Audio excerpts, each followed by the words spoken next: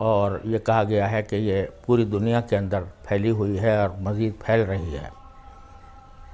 اس کو روکنے کے لیے اور اس سے بچنے کے لیے احتیاطی تدابیر اختیار کرنا بہت ضروری ہے، اور بعض حضرات یہ سمجھتے ہیں کہ یہ تدابیر اختیار کرنے میں توکل کے خلاف ورزی ہوتی ہے۔ یہ بات صحیح نہیں ہے۔ خود رسول کریم صلی اللہ علیہ وسلم نے حکم دیا ہے کہ ایسے موقع پر احتیاطی تدابیر اختیار کی جائیں۔ رسول کریم صلی اللہ علیہ وسلم نے طاعون کے بارے میں یہ فرمایا تھا کہ جب کسی جگہ طاعون پھیلے تو باہر کے لوگ اندر نہ جائیں، اندر کے لوگ باہر نہ آئیں۔ اس قسم کی تدبیریں اختیار کرنا شریعت کا بھی عین تقاضا ہے۔ اس لیے اس موضوع پر جو ہماری حکومت کی طرف سے، محکمہ صحت کی طرف سے جو ہدایات دی جا رہی ہیں، ان ہدایات کی پابندی نہ صرف یہ کہ مناسب ہے بلکہ شرعی اعتبار سے بھی ضروری ہے، کیونکہ اگر حاکم وقت کسی مصلحت کی خاطر کسی بات کا حکم دے تو سب پر اس کی تعمیل اور اس کی پابندی لازمی ہو جاتی ہے۔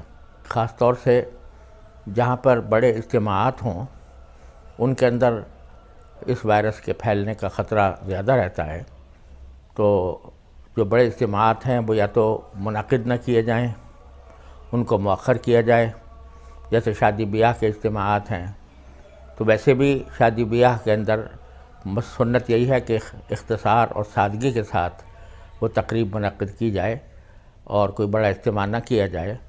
یہاں پر بھی ان حالات کے اندر شادی بیاہ کے اجتماعات بھی آدمی کو انتہائی یا تو مؤخر کیے جائیں یا بہت اختصار کے ساتھ ان کو کیا جائے۔ جمعہ اور جماعتوں کے اندر بھی اس بات کا خیال رکھا جائے کہ جو سنتیں ہیں وہ آدمی گھر میں پڑھ کر آئے، اور نماز کے بعد کی جو سنتیں ہوتی ہیں وہ بھی گھر میں جا کر پڑھے، مسجد میں نہ پڑھے، کیونکہ ویسے بھی گھر کے اندر سنتیں پڑھنے کا ثواب زیادہ ہے، زیادہ وہ افضل ہیں۔ اور دوسرے یہ کہ وضو بھی گھر سے کر کے آئیں، اور ائمہ حضرات بھی نماز جمعہ میں بھی اور دوسری نمازوں میں بھی اختصار سے کام لیں، چونکہ ضرورت کے وقت میں مختصر قرأت ہی بہتر ہے۔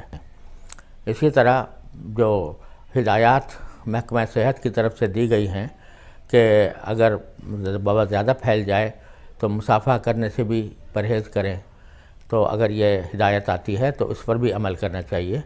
جتنے ایسے کام ہیں جو فرض اور واجب نہیں ہیں ان کو اس وبا کے سلسلے میں چھوڑنے میں کوئی مذاق نہیں ہے، اور اس کا بہت اہتمام کرنا چاہیے، کیونکہ یہ اپنے لیے بھی بہتر ہے اور اپنے ہم وطنوں کے لیے بھی ان کو وبا سے بچانے کا ایک طریقہ ہے جو رسول کریم صلی اللہ علیہ وسلم کی ہدایات کے عین مطابق ہے۔